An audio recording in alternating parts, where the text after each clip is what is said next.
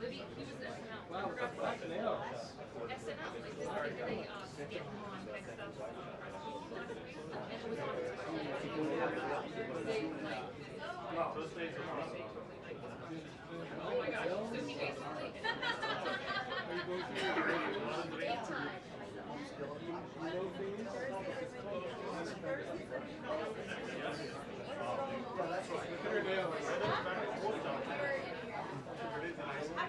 Oh, because of the color of my nails? Yeah, but it was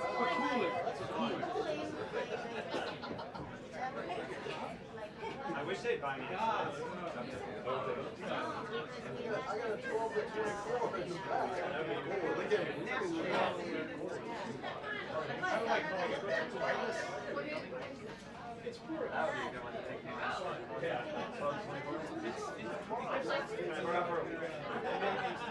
Take it to Gives off a young Doug, but it's not black, it's chocolate. Oh, I perceived it as well. It's like, you see the It's almost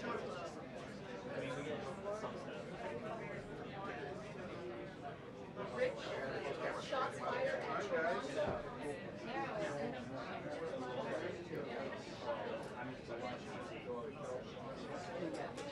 Karoline does. So did they it's just like, do they put it in? somewhere around there. Okay, wait. It's on the way. Yeah, mine's on Instagram. Oh, thank you. I don't know how you go, so I still go grocery shopping. Delivery estimate. I 150 times. Why? I'm having a We got a couple other. My husband and I go grocery shopping every listen, you can't get in anymore. Stop. Stop. You can't go back. Last time.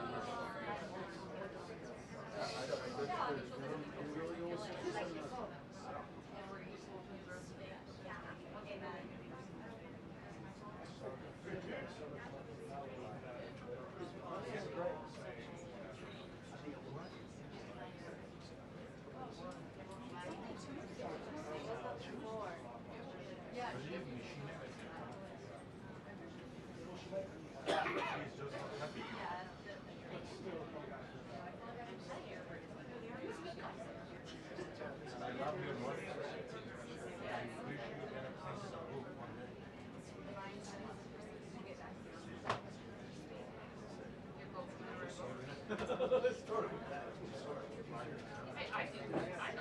I cannot do it. Oh, really? Well, I forgot my laptop at my location, but I was at. This is amazing. Yeah. That's how I do a lot of mine.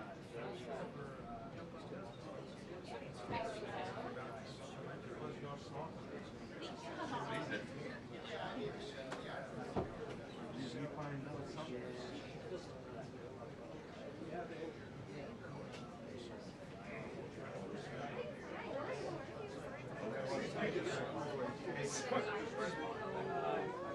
Hey, we were just texting you. No, not To apologize for your basic mistakes. Oh, yeah. Okay, that was recording. No, CBS. That was.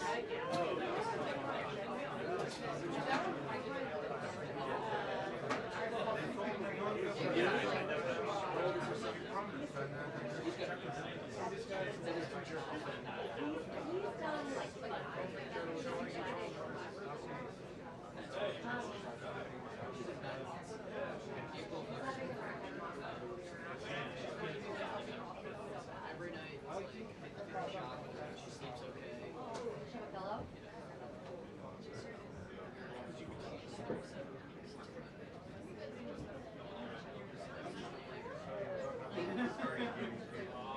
Oh, it's okay.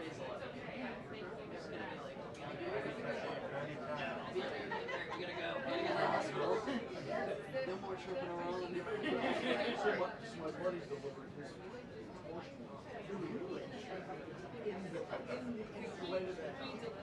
In the right to his house, they were Julio, Julio could get cereal. Yeah, and I think very similar to the second one. That's what you turned up the volume. It's not a horse story. No, it's actually beautiful. It's easier. There'll be a lot of excitement. It's gonna be right. Oh, there's your. I mean, that's a father bonding experience that.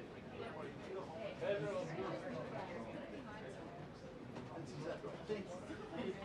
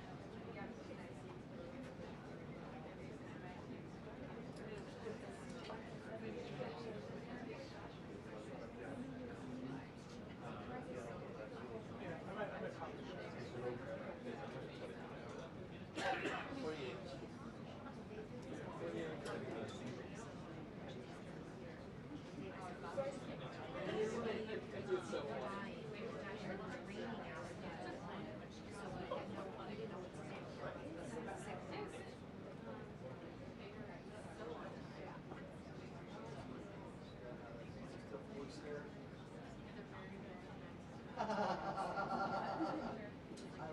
that. Send me that. That's hilarious. Hey, John. Yeah, we've seen how much this administration's messaging can impact oil prices. Just a short while ago, the Energy Secretary, Chris Wright, took down a post saying that a U.S. Navy ship had successfully escorted an oil tanker to the Strait of Hormuz. That good news sent oil prices lower, and then when they took it down, it came up a little bit. Still unclear why the post went up in the first place or was taken down. We hope to get those answers in the briefing. But the messaging has also impacted things like stock prices over the course of this war. The president told CBS over the weekend that the war was pretty near complete, and then told Republican lawmakers in Florida that there's still a bit more to do, that wants to make sure that the regime does not rise back up again, and saying we've already won in many ways, but it's not enough. The president has declined to give a timeline really on how long this could last, saying that the main objective is just ensuring that they complete the mission here.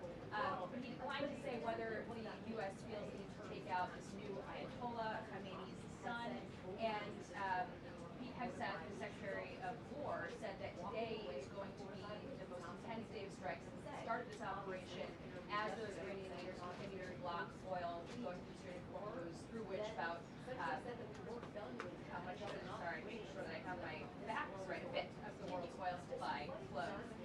So there are smoking questions on those topics. We are, of course, also watching the risk for domestic threats here in the U.S. And there were reports that there were sleeper cells that received messages potentially from the regime to activate domestically. We want to hear from the White House what that means, especially with the partial government shutdown impacting the Department of Homeland Security. Democrats still refusing to fund Homeland over protests about how ICE is being handled.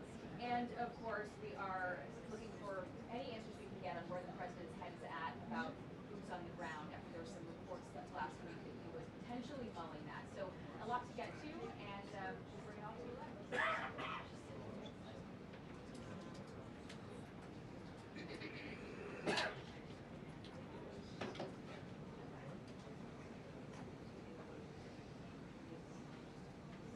Good question, and we did hear from the Pentagon that there are conversations about using the Navy to escort tankers to the Strait of Hormuz.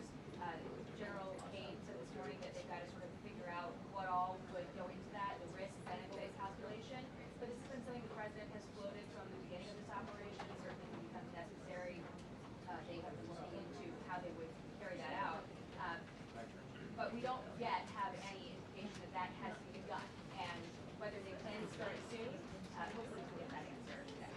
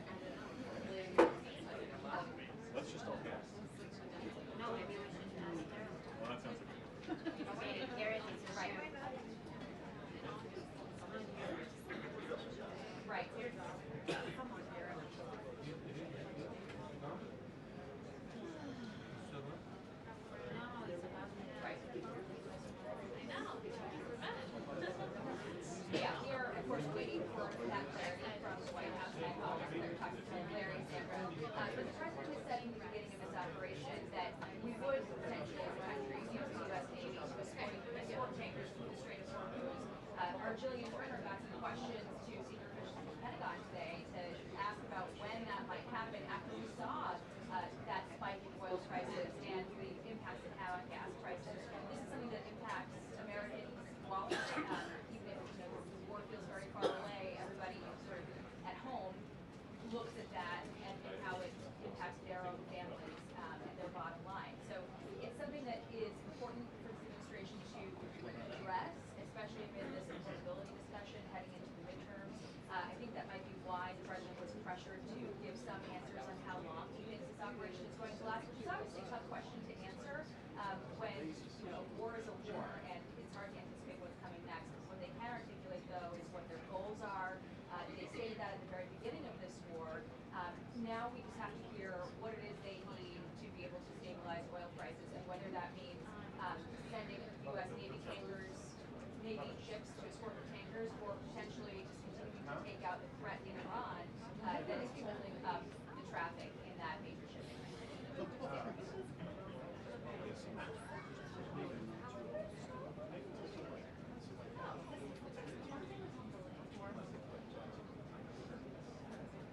Sure, sorry, I was not sure who she was talking to.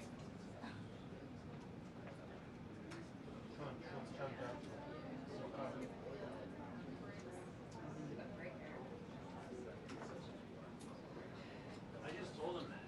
He said he has TV. I got a great shot of him. You should see it.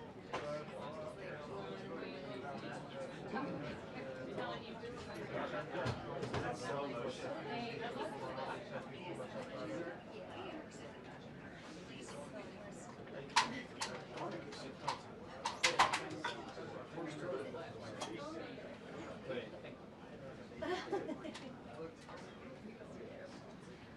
Can I get a photo of that? That's VP, right?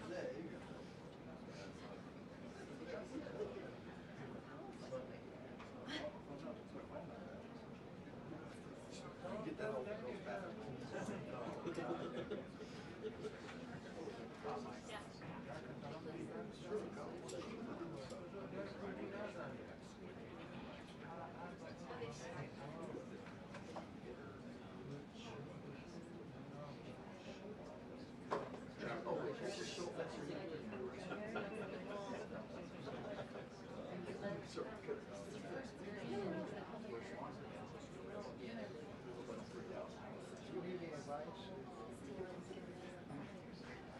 If I start to panic, I just hand you a camera and start getting pictures.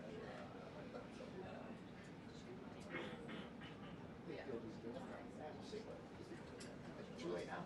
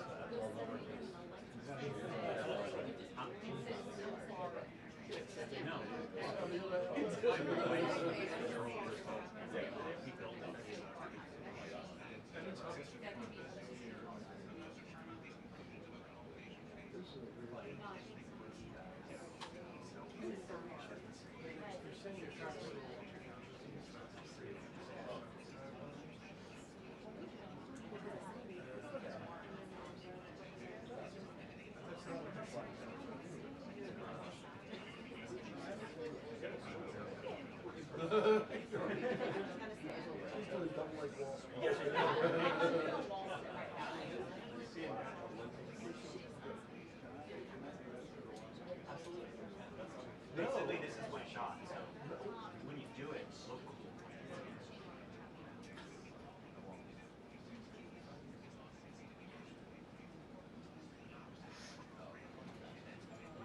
Now you shoot your phone, you just get very.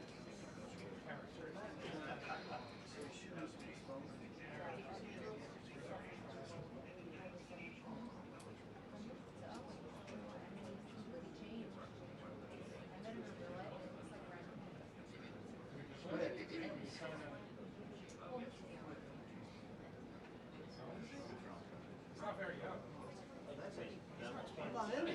Why is that? I mean, if I did this, I think he was sort of. I honestly don't know.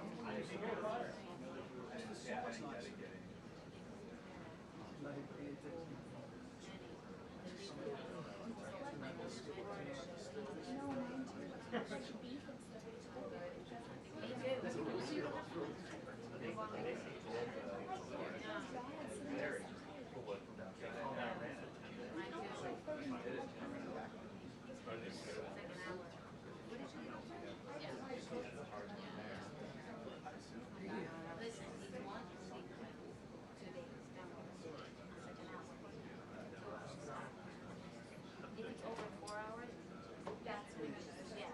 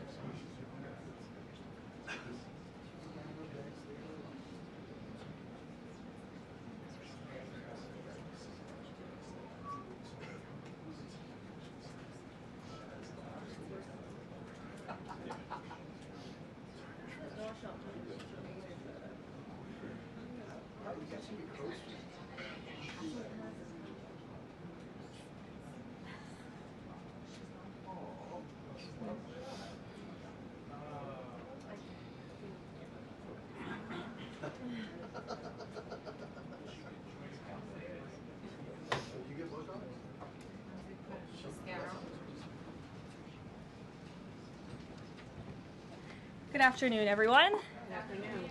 Let's begin with some scheduling updates. Tomorrow, President Trump will travel to the great states of Ohio and Kentucky, where he will tout his economic victories and detail the administration-wide efforts to continuing lowering prices to make everyday life more affordable for working Americans. The president will visit Thermo Fisher Scientific in Ohio and give remarks at Verst Logistics in Kentucky. On Thursday, President Trump and the First Lady will host a Women's History Month event in the East Room. And on Friday, the president will sign several executive orders, and we will provide more details on those later this week. As President Trump shared with the American people last night, the United States military is making tremendous strides towards achieving our military objectives for Operation Epic Fury. 10 days in, this campaign has been a resounding success thus far, and America's warriors are winning this important fight at an even faster pace than we anticipated. More than 5,000 enemy targets have been struck so far. Iran's ballistic missile attacks are down more than 90%, and their drone attacks are down by approximately 85% since the start of Operation Epic Fury. The United States is also annihilating the Iranian regime's navy, and we have destroyed more than 50 Iranian naval vessels, including a major drone carrier ship. None of the regime's vessels are operating in major regional waterways, and the Iranian Navy has been assessed as combat ineffective. The trend is clear. U.S. combat capabilities are increasing and growing more lethal and dominant by the day, while the Iranian terrorist regime's ability to respond has rapidly declined. Now, the U.S. military is moving to dismantle Iran's missile production infrastructure. Our incredible B-2 bombers recently dropped dozens of 2,000-pound penetrator bombs on deeply buried missile sites. Last night, President Trump reiterated his commitment toward keeping oil flowing through the Strait of Hormuz so the United States and all of our allies can receive their energy needs. President Trump will not allow rogue Iranian terrorists to stop the freedom of navigation and the free flow of energy. Let me be clear. It is a good thing to wipe out terrorists who indiscriminately target civilians and attempt to hold the global economy hostage, and President Trump should be commended for doing so. As the president made unequivocally clear to the remaining elements of this terrorist regime in his statement yesterday, if they do anything to stop the flow of oil or goods within the Strait of Hormuz, they will be hit by the world's most powerful military 20 times harder than they have been hit thus far. Moving forward, the stated objectives for Operation Epic Fury remain the same. Destroy the terrorist regime's ballistic missiles, raise their Iranian missile industry to the ground, ensure their terrorist proxies can no longer destabilize the region, and ensure that Iran never obtains a nuclear weapon. President Trump remains confident these goals will be accomplished in swift fashion. As for the oil, President Trump fully expected the rogue Iranian regime to try and disrupt the global markets. That's why President Trump and his energy team have been planning for this long before the strike and have moved quickly to address these temporary disruptions. Thus far, the Trump administration has offered political risk insurance to tankers operating in the Gulf. The Treasury temporarily waived certain oil-related sanctions, and the Commander-in-Chief has offered the U.S. Navy to escort tankers when necessary. The president and his energy team are closely watching the markets, speaking with industry leaders, and the U.S. military is drawing up additional options following the president's directive to continue keeping the Strait of Hormuz open. I will not broadcast what those options look like, but just know the president is not afraid to use them. Rest assured to the American people, the recent increase in oil and gas prices is temporary, and this operation will result in lower gas prices in the long term. Once the national security objectives of Operation Epic Fury are fully achieved, Americans will see oil and gas prices drop rapidly, potentially even lower than they were prior to the start of the operation. And we will live in a world where Iran can no longer threaten the United States or our allies with a nuclear bomb. On another matter here at home, President Trump is urging Congress to pass the Save America Act, one of the most critical pieces of legislation in our nation's history. The Save America Act is overwhelmingly popular with all Americans because each provision is rooted in common sense.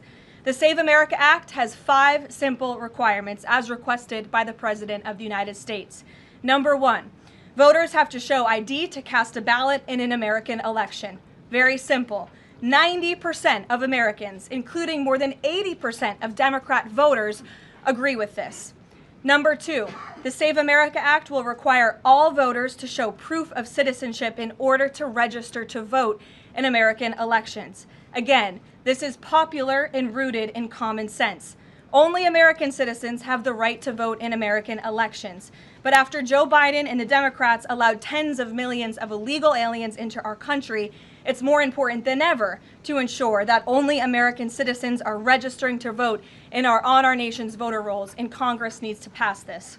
Number 3, the Save America Act abolishes the incredibly unsecure practice of universal mail-in ballots, which throw the door wide open for fraud. Importantly, the Save America Act maintains exceptions for Americans to use mail-in ballots like for illness, disability, military, or travel reasons. The bipartisan 2005 report of the Commission on Federal Election Reform, chaired by, of all people, former President Jimmy Carter and former Secretary of State James Baker, concluded that, quote, absentee ballots remain the largest source of potential voter fraud, and it is time for Congress to finally address this. Number 4, the Save America Act permanently bans men from competing in women's sports. President Trump signed a landmark executive order upholding the promise of Title IX and ending this dangerous and unfair practice. But now it's time for Congress to codify this into law. Number 5, the Save America Act bans transgender mutilation surgery for children. Again, President Trump signed a common sense executive order to do this and kept his promise to the American people, but now Congress needs to do the same and codify it. It's well past time for Democrats in Congress to stop perpetuating the radical and false claim that you can somehow change a child's sex. You cannot. Passing the Save America Act is the most important thing that Republicans and, frankly, Democrats can do to strengthen election integrity and protect our democracy. It's what the American people elected Republicans to do, and they must deliver on it as soon as possible. The President is calling on Congress to get the job done and send this historic piece of legislation to his desk immediately for signature. So with that today, I will take your questions. Benny, thank you for being here, and why don't you start us off? Thank you, Karoline. So my first question is actually about the Save America Act. So one of the biggest things that the Democrats are saying, the claims that they're making, is that the Save America Act, it would prevent married women from voting in elections or make it harder for them. What do you have to say to those claims? Is there any validity to them, and where do you think they're getting this from? There is zero validity to these claims, and I'm glad that you brought them up, because you have the Democrats who have created this myth, and it has been perpetuated, unfortunately, by many in the mainstream media. Let me be very clear. The Save America Act does not prohibit anyone from voting, with the exception of illegal aliens. And the greatest way to disenfranchise American citizens from voting in American elections is to allow illegal aliens to vote, which is what Democrats want to do. We see it taking place in Democrat jurisdictions at the state and local level across this country. So the Save America Act corrects that. And as far as married women who have changed their name, if they're already registered to vote, they're entirely unaffected by the SAVE Act. And for the small fraction of individuals who have changed their name or their address, they can still register to vote, of course. They just have to go through their state processes to update that documentation. And this is something that the American people, married women, and minorities, and people all across this country who Democrats are insultingly saying cannot do this, they're already doing it every day, going to the Social Security office, going to the DMV, and I think it's frankly insulting that the Democrats are saying that there's certain groups of people in this country who aren't smart enough to update their documentation to allow them to vote. Again, this is a huge myth, and thank you for giving me the opportunity to address it. Of course, and then just one more question about DHS. The funding issue has been 3+ weeks now. I was at the airport this morning in St. Louis, Missouri, and it was early in the morning, and One of the TSA agents, I saw her, she was kind of tearing up, she was crying, and I asked her, I was like, what's wrong? And she was like, I can't make my phone payment, I can barely make my car payment that's coming up. I think a lot in the Beltway, there's so much noise between Democrats, Republicans. It's the Democrats' fault, it's the Republicans' fault. But what is the White House's message to the American people that are struggling because they're not getting that paycheck? It's take away the politics. What do you have to say to those people? President Trump wants the Department of Homeland Security. He wants TSA, he wants FEMA, he wants the brave men and women of our United States Coast Guard to receive their paychecks, and he wants this department to be fully funded and fully reopened. And so to any American out there who is struggling without a paycheck, we know there's more than 100,000 of you across the country.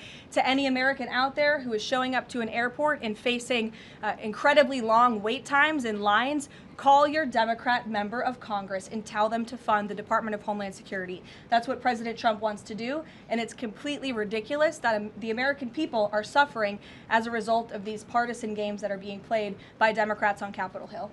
Thank you. Steve. You said the operation was going faster than anticipated. What is your current timeline for how long the war will last? So look, as you know, Steve, the president and the U.S. military's initial timeline was about 4 to 6 weeks to achieve the full objectives of Operation Epic Fury. Again, to destroy their missiles and their ability to make them, destroy their Navy, permanently deny them nuclear weapons forever, and to, of course, weaken their evil terrorist proxies in the region. We know that the U.S. military and our brave warfighters are quickly and expeditiously executing these objectives well ahead of schedule, but ultimately the operations will end when the Commander-in-Chief determines the military objectives have been met, fully realized, and that Iran is in a position of complete and unconditional surrender, whether they say it or not. Does the president still want Iran's unconditional surrender? Well, when President Trump says that Iran is in a place of unconditional surrender, he's not claiming the Iranian regime is going to come out and say that themselves. What the president means is that Iran's threats will no longer be backed by a ballistic missile arsenal that protects them from building a nuclear bomb in their country. I could make an empty threat, but if I have no actions to back it up, then it's an empty threat. And so President Trump will determine when Iran is in a place of unconditional surrender, when they no longer pose a credible and direct threat to the United States of America and our allies.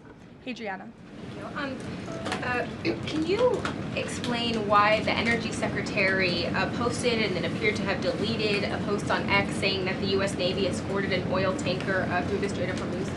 Yes, I was made aware of this post. I haven't had a chance to talk to the Energy Secretary about it directly. However, I know the post was taken down pretty quickly, and I can confirm that the U.S. Navy has not escorted a tanker or a vessel at this time, though, of course, that's an option the President has said he will absolutely utilize if and when necessary at the appropriate time. And if this was something that was posted erroneously, could it be because of a staffer? I guess, will there be any consequences for this? I know you still have to consult, but just generally speaking. Again, I would defer you to the Department of Energy to answer that question. And if I could just follow up really quickly. Sure. In terms of oil sanctions, the president said that there would be some sanctions that would be lifted.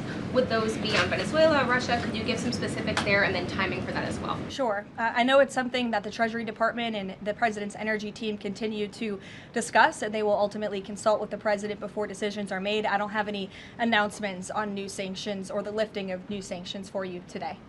Alex. Thank you. Reuters has reported that about 150 U.S. service members have been injured so far. Can you confirm that number and elaborate on that? I can't confirm the exact number. I know it's within that ballpark, but I would defer you to the Pentagon for a specific number of wounded or injured thus far. And then secondly, if I can, I wanted to ask about, excuse me, there was a briefing on the Capitol Hill today, and some senators came out and said they were more convinced than ever that there would be U.S. boots on the ground. Senator Blumenthal said that, in fact.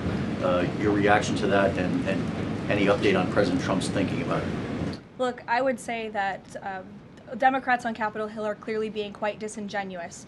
3 years ago, not a single Democrat voted against the resolution condemning Iran as the world's leading state sponsor of terror. Yet now, with President Trump as commander-in-chief finally taking the action that so many Democrats have called on the commander-in-chief to do for many, many years, to wipe out the threat of a rogue Iranian terrorist regime, now all of a sudden Democrats are playing politics with this long-standing bipartisan policy of the United States, and 53 of them in the House recently voted against the resolution condemning Iran as the world's state sponsor of terror. So I wouldn't take Democrats at their word. As for boots on the ground, the president has talked about this repeatedly. Wisely, he does not rule options out as commander-in-chief. So again, I would hesitate to confirm anything that a Democrat on Capitol Hill says right now about the president's thinking. Garrett. Karoline, you outlined to Steve the military components of what would be involved in ending this war, but it seems like there's a political component too. The president said to Fox earlier today that he doesn't believe the new Ayatollah can live in peace. He made a variety of comments suggesting that he should be involved in picking the new Iranian leader. Is the ending of this war also contingent on Iran selecting a leader that the president finds acceptable?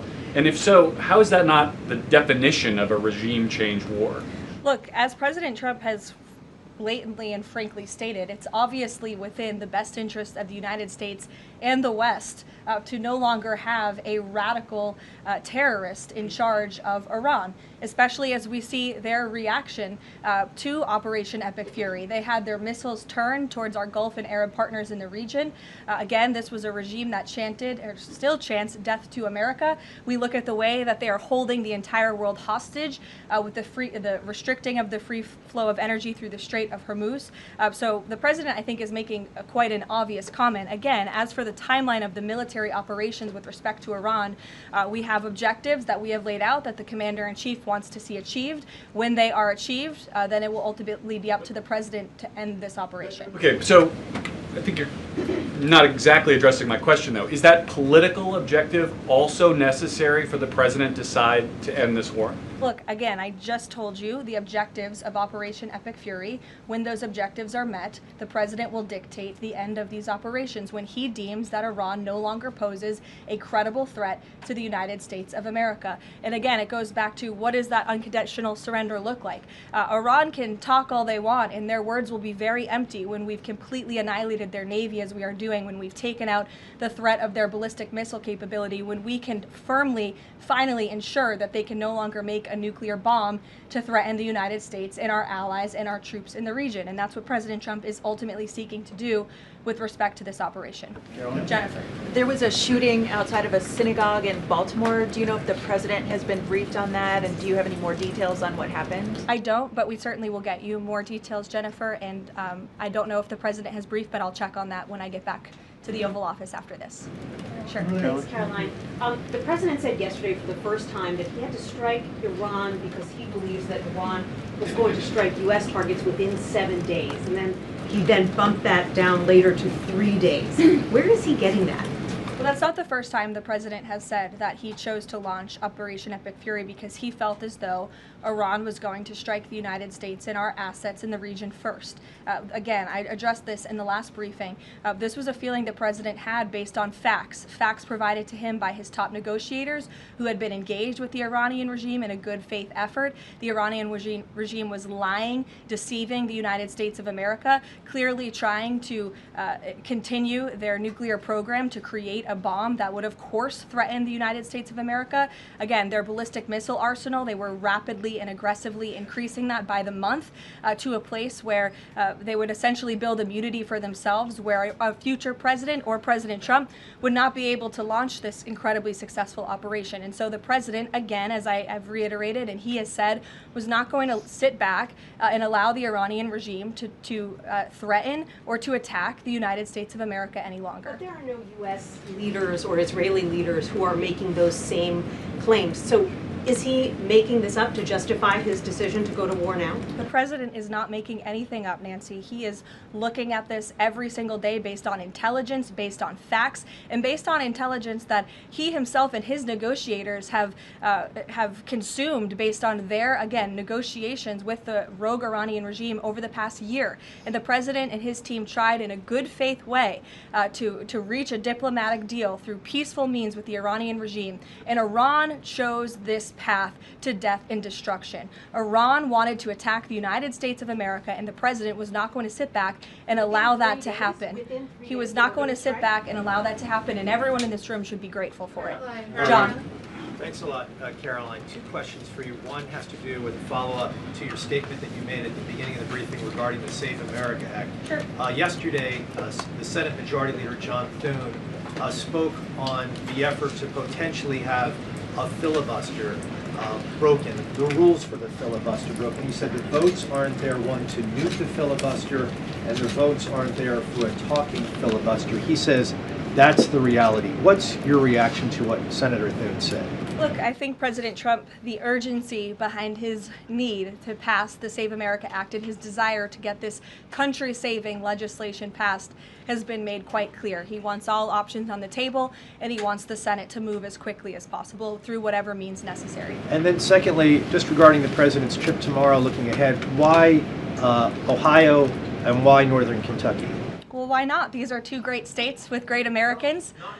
Just wanted to know why they were chosen. Great states with great Americans. The president will be joined by lawmakers from both states who he greatly admires and respects and supports. And he'll be meeting with business owners in both of these places and talking about the economy, which is, of course, the utmost importance to him. Caroline. Thank you. Last week, the Energy Secretary issued a waiver for India to get oil, Russian oils during this energy crisis. Yes. Have you spoken to President about it? What's the idea behind this? Have I spoken to the president about it? Yeah. Yes, I have spoken to the president about it. And the president and the Secretary of Treasury and the whole national security team came to this decision because our allies in India, as you know, Leavitt, have been good actors and have previously stopped buying sanctioned Russian oil. So as we work to appease this temporary gap of oil supply around the world because of the Iranians, we have temporarily permitted them to accept that Russian oil. And this Russian oil was already at sea. It was already out on the water. So this short-term measure, we don't believe it will provide significant financial benefit to the Russian government at this time. I have one more question about Pakistan. You know, Pakistan is a neighbor of Iran, and Pakistan is also an ally of U.S. President has been praising a lot about the field marshal. Is Pakistan providing any kind of support in this war against Iran? That I will have to check on with the Pentagon and get back to you. Sure.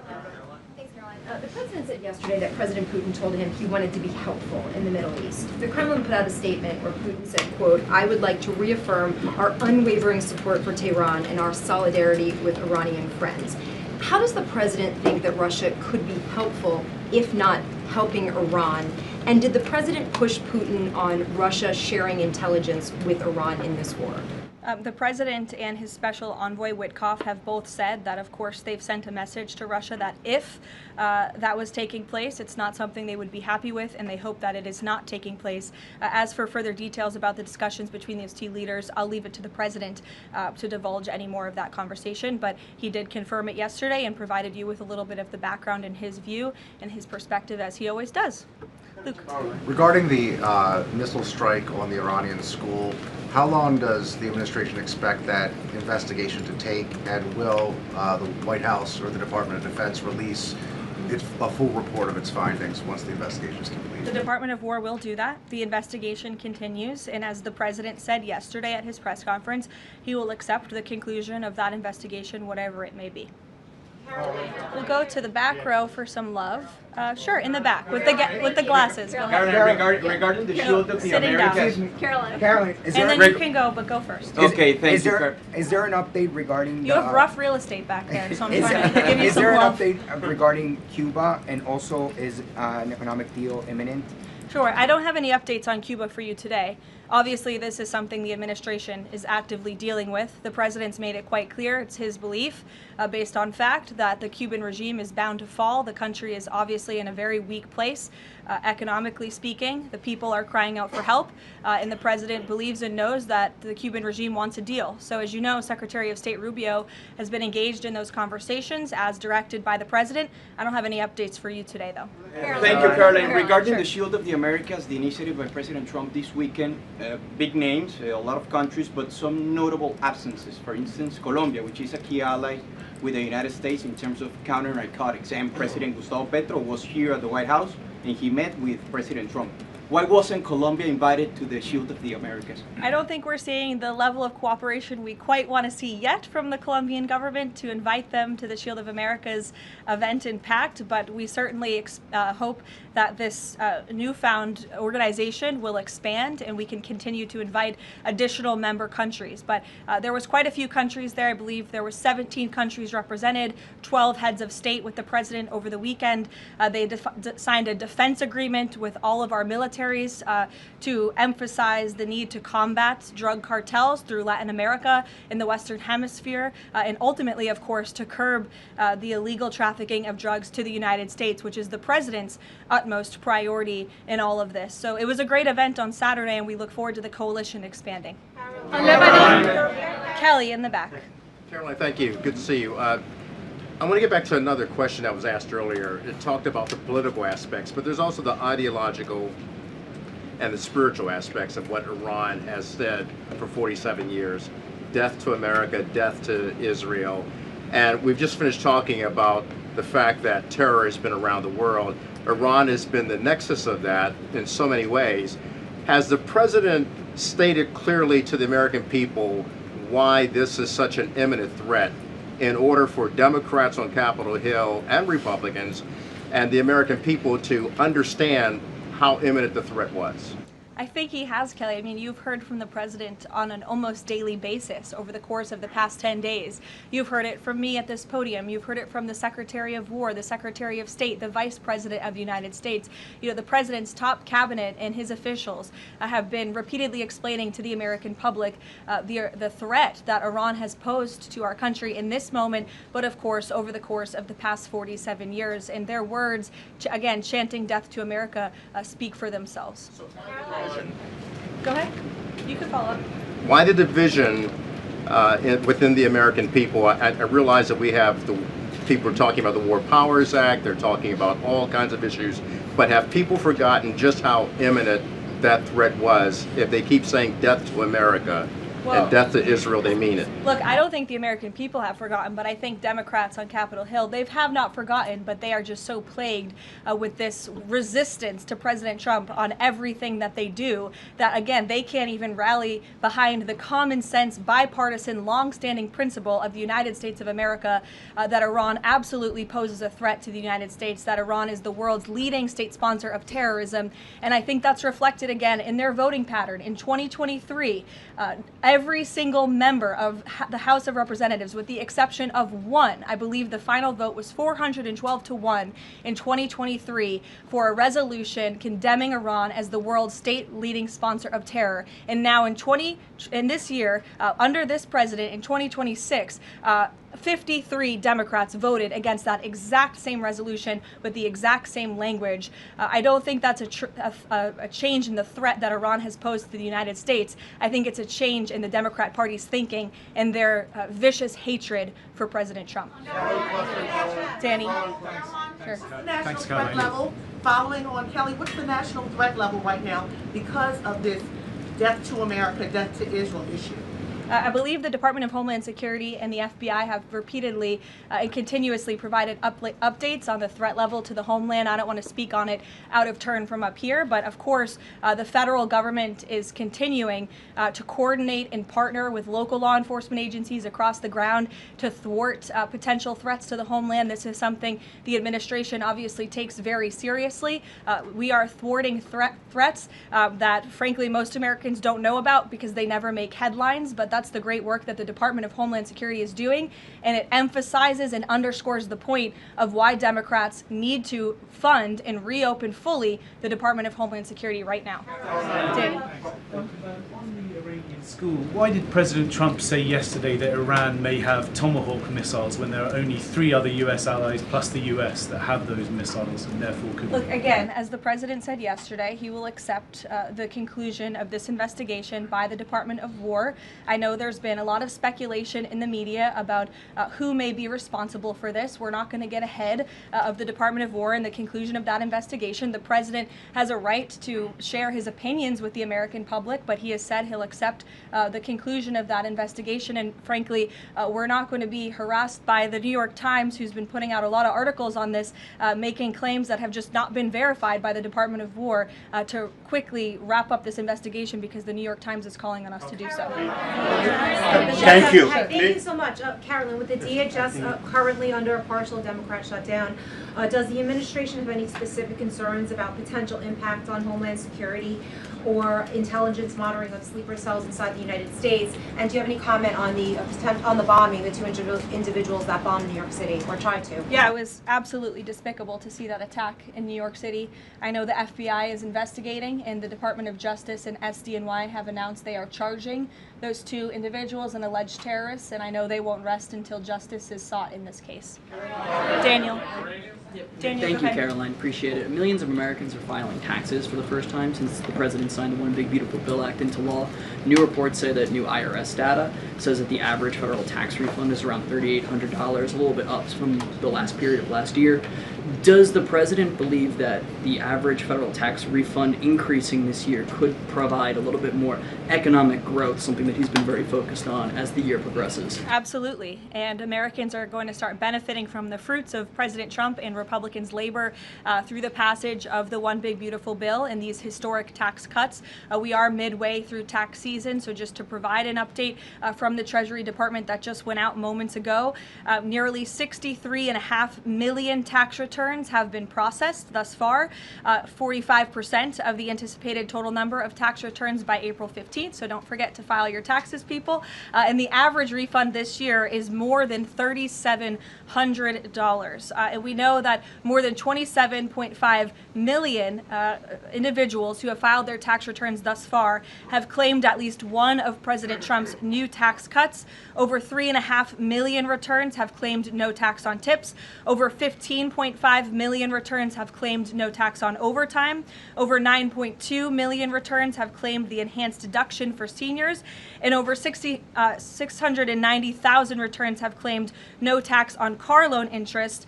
And another amazing statistic, nearly 3.5 million Trump accounts have been opened for children in our country thus far. So we look forward to, I know the Treasury Department continues to look forward to seeing these checks go out the door and into the pockets of hardworking Americans, and the president will be meeting with them himself tomorrow on the road in both Ohio and Kentucky, and we look forward to seeing you all there. Thank you, guys. Thank you, Karoline.